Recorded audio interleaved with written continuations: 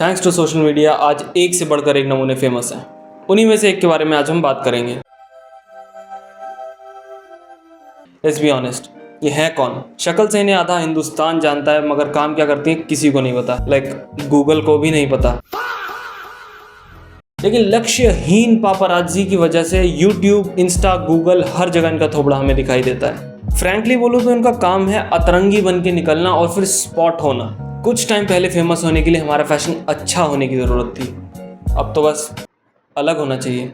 I mean now you don't need to look good, you just need to look different so that more people talk about you। और इन्हें ये बात समझ आ गई थी। और जानते हो ये बन के जाती कहाँ है? वापस घर। सीरियसली ये बस फोटो खिंचवाने ही बाहर निकलती हैं। और जब कोई पूछ दे तो she calls herself a fashion designer. भाई, although you don't need a degree to be a designer, but you do need a design. Due to every talentless person calling themselves a designer, मेरे दिमाग में असली designers के लिए इज्जत कम हो गई है। और एक बार इनकी डिज़ाइनिंग तो देखो।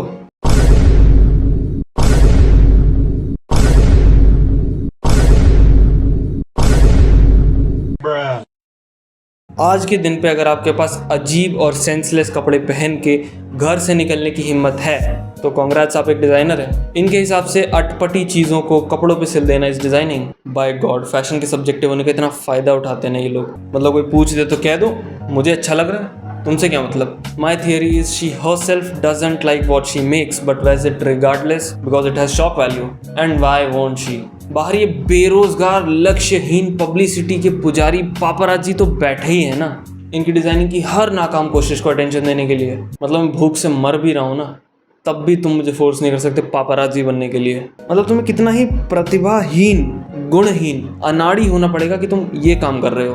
पापराजी पे किसी और दिन बात करूंगा, अभी इन पे वापस आते हैं। फिलहाल के दिनों में ये वही है जहाँ हर परिवार पर बोझ बेरोजगार पाया जाता है। स्प्लिट्सविला, ये मत पूछना करती क्या है, वो किसी को नहीं पता। वहाँ इनकी प्रजाति के लोग भरे पड़े हैं। स्प्लिट्सविला का तो काम ही है घर से निकाले हुए निकम्मों को पनाह देने का।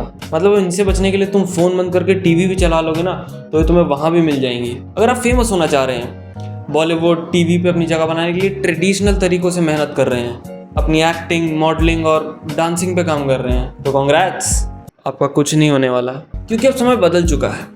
21वीं सदी का 26वां साल चल रहा है दोस्तों। अब you don't want people to praise you, you want them to troll you because apparently that's how you make the most amount of money.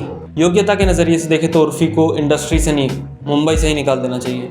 अगर सोशल मीडिया का ज़माना नहीं होता तो उर्फी एक सर्कस में जोकर होती, because both make money by getting laughed eight. Urfi 17 साल की उम्र में घर छोड़ के भाग गई थी।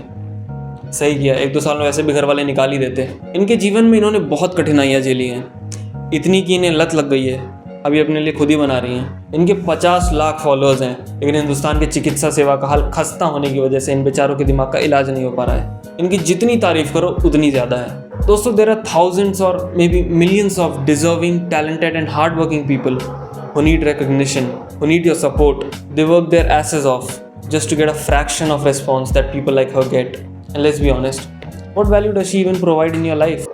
Nothing. She isn't making you laugh, she isn't entertaining you, she's just there.